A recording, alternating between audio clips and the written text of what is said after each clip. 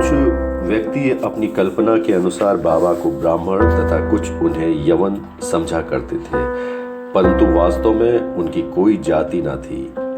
उनकी और ईश्वर की केवल एक जाति थी।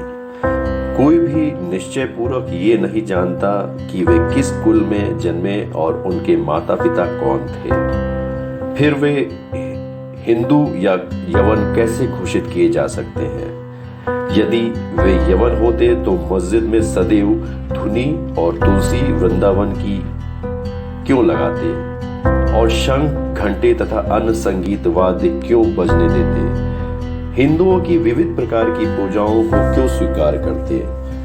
यदि सचमुच यवन होते तो उनके कान क्यों छिदे होते तथा वे हिंदू मंदिरों का स्वयं जीर्णोद्धार क्यों करवाते? उन्होंने हिंदुओं की मूर्तियों तथा देवी देवताओं की जरा सी भी उपेक्षा कभी सहन नहीं की। एक बार नाना साहेब चंदोरकर अपने साड़ू यानी साली के पति श्री बिनीवली के साथ शिरडी आए।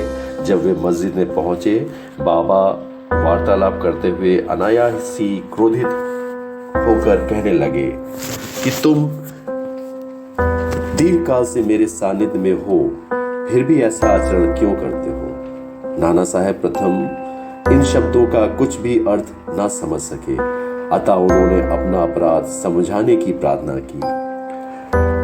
इसके उत्तर में उन्होंने कहा कि तुम कब कोपर गांव आए और फिर वहां से कैसे शिरडी आ पहुंचे? तब नाना साहब को अपनी भूल तुरंत ही ज्ञात हो गई।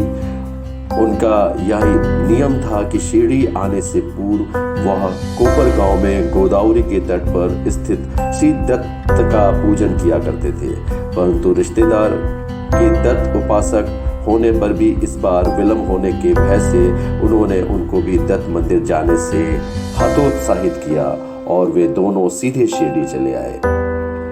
अपना दोष स्वीकार कर उन्होंने कहा कि गोदावरी में स्नान करते समय पैर में एक बड़ा कांटा चुभ जाने के कारण अधिक कष्ट हो गया था। बाबा ने कहा कि यह तो बहुत छोटा सा दंड था और उन्हें भविष्य में ऐसे आचरण करने के लिए सदैव सावधान रहने की चेतावनी दी। बोलो साईनाथ महाराज की जय।